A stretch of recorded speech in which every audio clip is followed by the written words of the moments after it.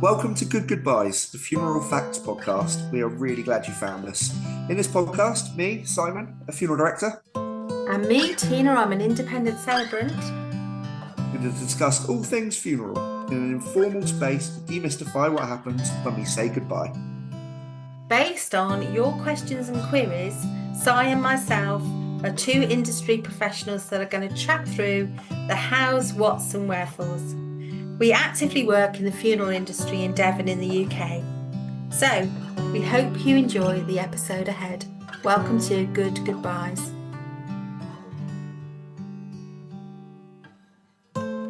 Hello, welcome to Good Goodbyes. This is Tina. And this is Simon. Thank you for joining us today on another little bite-sized episode. We are going to talk today about floral tributes, flowers, the pretty things on top, and what that can look like, what the different options are there. Because, again, as with everything in our industry, the options are endless. Yes, and I think it is something that comes up for families often, that they are quite quite kind of clear on what they would like, and often the choosing of flowers and floral tributes is quite meaningful for lots of people. So often they might have their own choice of florist, but certainly the funeral director would be able to recommend somebody that they know would do something beautiful for the family. So that's always a possibility. And I just want to say that the things about floral tributes is you can have many and you can have few, and you can have them in what looks like a bunch of flowers, and you can have floral tributes that look like something specific. And I know for my own father-in-law, when he died 10 years ago, he was a humongous cricket fan. And so she did a pillow with what looked like a cricket bat and a cricket ball. And that was absolutely lovely and very in keeping with him. So certainly you have a lot of choice when it comes to your floral tributes. Yeah, and your funeral director should be able to put you in touch with some really, really good local florists. They, even within floristry, there are different types. So we have florists local to us that import all their flowers and do all of the fancy shapes and the specifics to something that looks like a DVD case or a cricket pillow, like Tina said, or a football or whatever it might be. But then at the other end of the scale, we've got florists local to here that grow everything themselves. So you get what's seasonal, what's local, what's fresh, and they will come out. They will pick flowers from your garden, and that's something that people quite like because they can be involved in that as well. And floristry, it's a funny thing. It's a personal thing. And some people have really strong views on what they want, and they're not just saying, okay, well, yeah, just a double-ended spray with lilies. Some people might just think, you know what, flowers don't matter, but we should have something. It's a really divisive subject, and again, I'm not a professional florist. Tina's not a professional florist. When we're having these conversations with families, it's saying go and talk to the professionals, and each of us should have access to those professionals for you. Yeah. And quite rightly, as I said, that there's a lot of choice again within this. This comes up a lot for us, choice, that some families say the person didn't want flowers or they didn't like flowers. That does come up sometimes. Or they'll just pick a small spray from their garden and want that to be on the casket or in a vase nearby. So that can come up too. I once went to a funeral of a lady that I'd cared for as a nurse that I got quite attached to, and her funeral was attended by the funeral team, the funeral director, myself as a nurse at the time, and basically the officiant. And I, on a whim, as I left my house that day, I just picked some roses because I had a rose bush by my front door on a whim, and my flowers were the only flowers at that service. And it just made me quite sad, actually. I remember feeling quite sad about that. So flowers can feel very poignant as well. I was recently at a service where they had quite a big spray of flowers on the casket, and they wanted everyone to this person who died had a habit of, if you ever went to visit them for a cup of tea, or even the postman took a parcel round, they couldn't leave without being offered a flower of some description because they grew lots of flowers in their garden. And so the florist, as you'd said, Si, had been and or the family had delivered some of the flowers from the garden, and they were part of the floral tribute.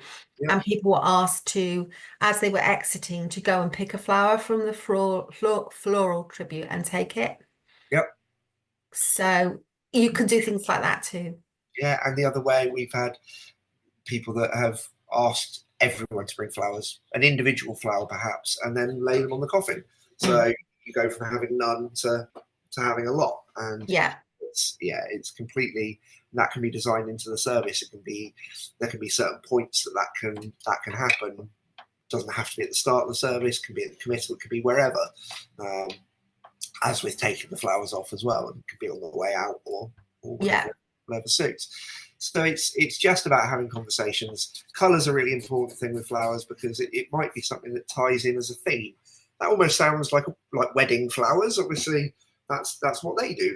That ties in, and funerals are the same. I think if you've got a red is kind of prominent throughout, then well, let's look at having some red flowers in there as well. Just bring it all together.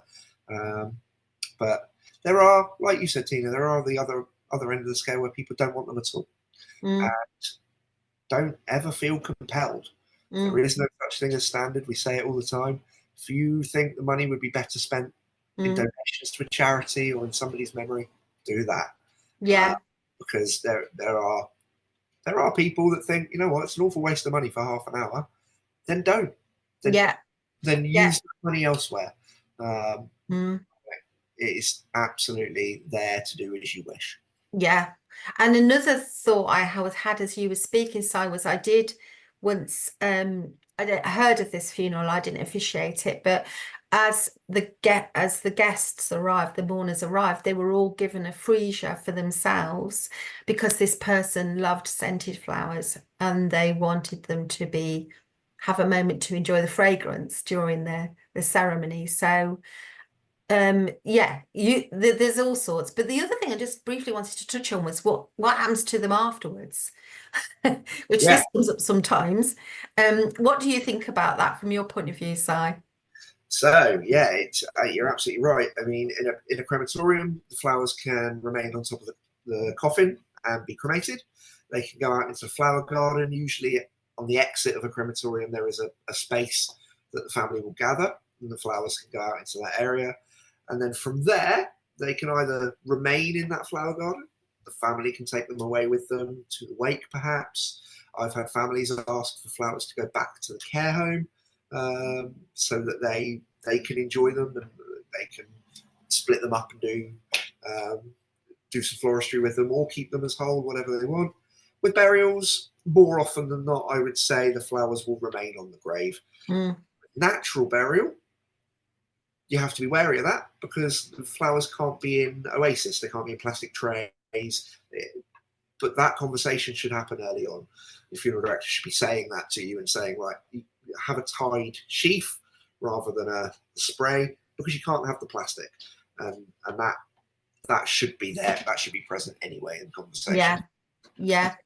And the other ways that flowers can come into things are just similarly made me think about this was that I've got a lot of dried rose petals here with me in my office, and sometimes I will offer those to the family, or they might use their own flower petals if there's going to be a burial, to place in the space that the casket's going to go into.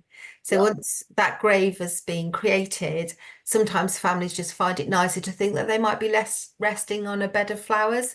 So you can have that happen. And certainly, a funeral director or a celebrant would facilitate that for you. And some people like to place flowers in once the coffin is in the grave. So that's another possibility. But the other thing I've seen people do is go and place floral tributes from a funeral on other graves. So I've seen them take flowers and say, like, I'm going to pop these on Dad's grave as well as mum having some. So Yep. you could do all sorts of things. Yeah. Yeah. We sit and do these podcasts, and all we give you is the open answer of do what you want. But I think actually is the message that we're trying to drive home in everything that we talk about, is that these options are there and they are endless, because there is no such thing as standard. You do not have to do anything. You can do what you want to do. And Yeah. flowers is just the same as every other subject that we touch on.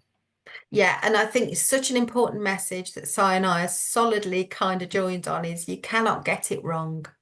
You No, know, you cannot get it wrong. We will guide you and give you suggestions and thoughts if you're not particularly, if you're looking for suggestions and thoughts, but you cannot get it wrong. no, no. As long as we're there celebrating your loved one, you've done what you can do, and it's the right thing to do. Yeah, great. Well, There we you hope that was helpful talking about flowers.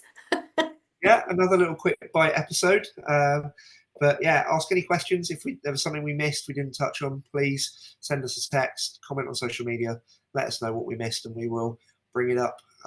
We may end up doing a roundup episode of all the half questions from each different sort of light bite, but we'll answer them all. We'll make sure they get raised.